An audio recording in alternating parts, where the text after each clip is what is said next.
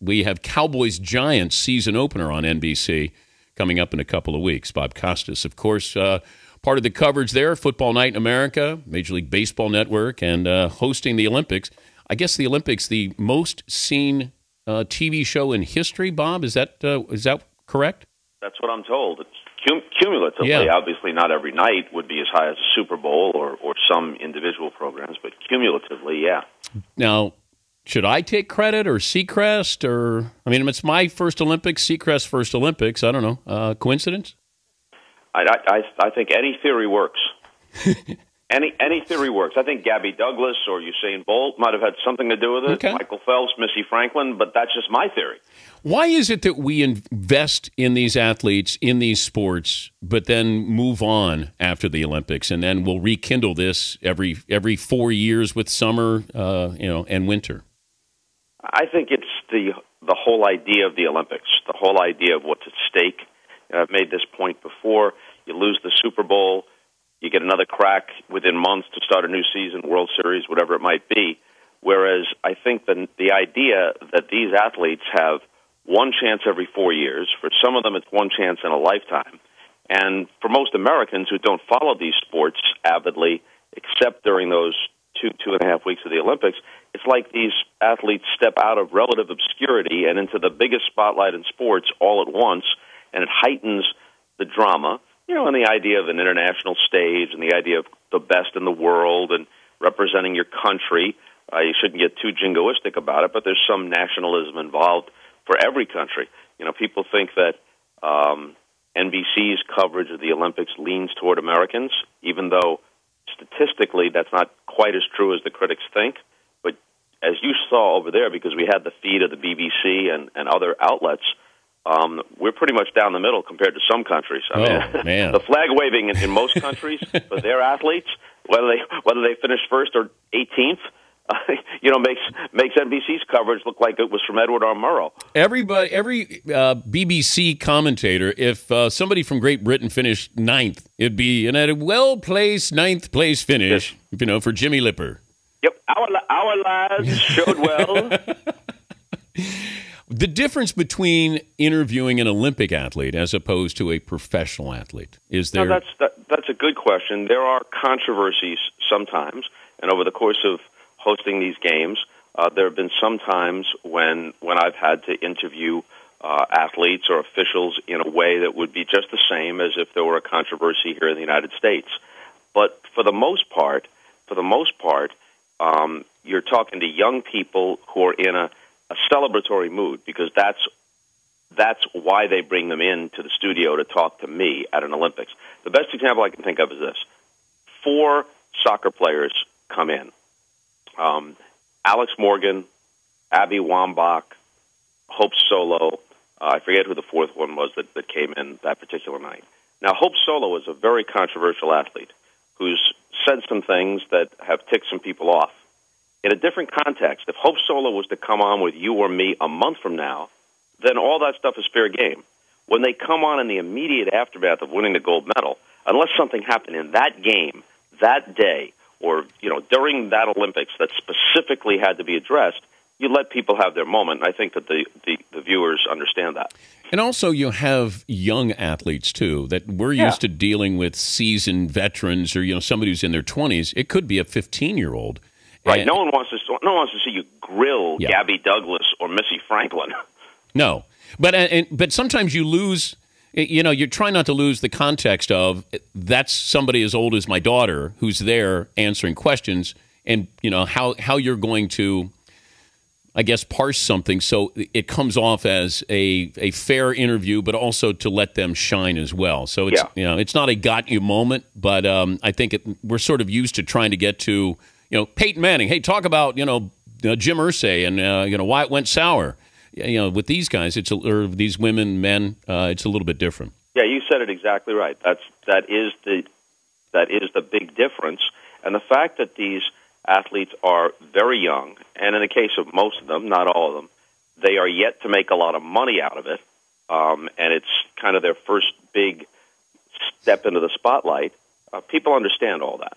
He's Bob Costas from NBC Sports joining us, Dan Patrick Show. Let me go around the infield here with a couple of stops. The inning count on Strasburg.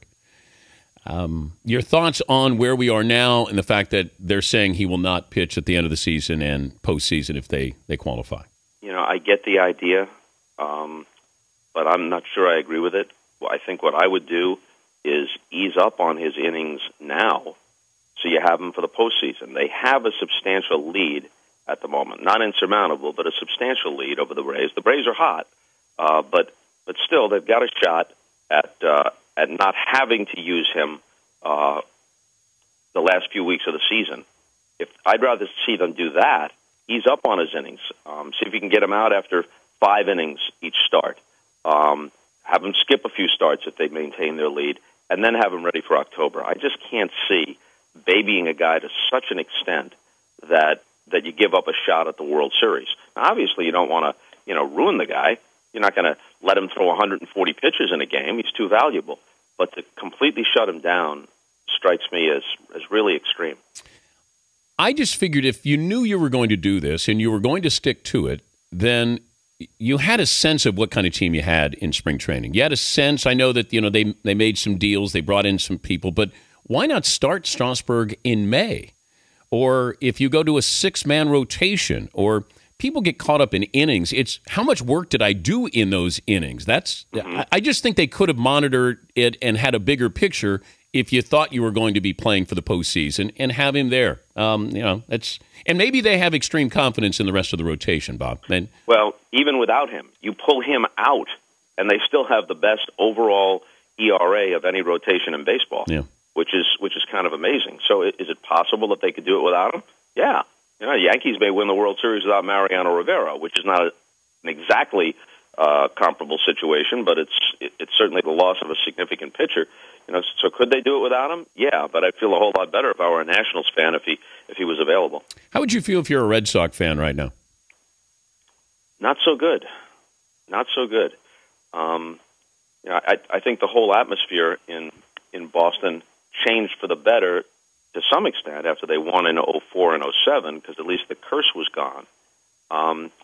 But they've expected to contend now every single year, and so it isn't just a matter of we hope to do well. It's almost a matter of we expect and demand to do well. And the media everywhere is more negative than it used to be. In Boston, you don't have to prod them to be tough and negative. And the Valentine situation was controversial to begin with. I happen to like Bobby Valentine, but from the very beginning, a lot of people were doubting him. And so what's happening here falls into a preconceived storyline. I thought the thing with Euclid, maybe in retrospect, Bobby wishes he hadn't said it, but was that all that terrible? Was that cause for such calamity? But it fit the storyline, and so it was amplified over and over. Of course, neither you nor I know what it's like in that clubhouse every single day, and if he's rubbing players the wrong way, what really rubs you the wrong way is to be 11.5 out and 5.5 out of the wild card or whatever they are. But it's obviously not good. It's just wrong manager, wrong town, wrong team. It just I thought it was combustible. That's why I figured it's a 2-year deal, and he won't finish out the 2 years there. Just that's his style. Those players are very, very sensitive there. And then you get Francona fired. You got him run out of town. And now you're complaining about this guy. And, how about they just take some accountability, have some accountability, and say, let's play good baseball in spite of this guy? Yeah, you would think so. I don't think many people doubt Bobby Valentine tactically. What he did the other night with John Lester may have been designed to make a point, or maybe he was just trying to save his bullpen. I've been a little bit out of the loop being in London. It's hard to follow every single aspect of the baseball season. Bobby has always had a quality that appeals to some people and rubs some people the wrong way. But I'm with you. If you're a professional, you go out and play and do the best you can. You worked with HBO, and as far as what they do with HBO's Hard Knocks, and I was just wondering this aloud as I'm watching last night with the Dolphins and Chad Johnson.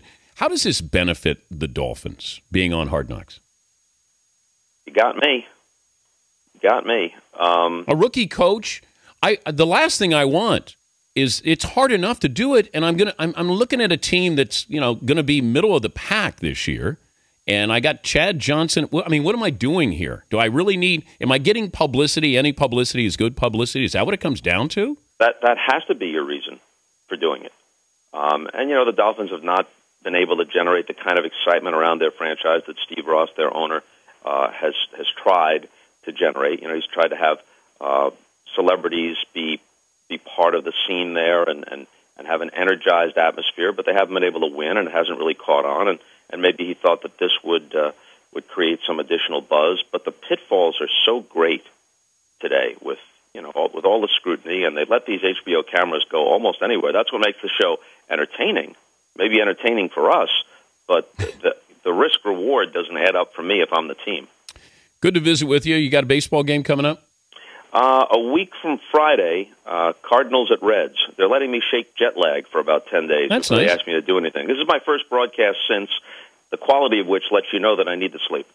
Good to visit with you, Bob. Okay, Dan. Thanks. Bob Costas, NBC Sports.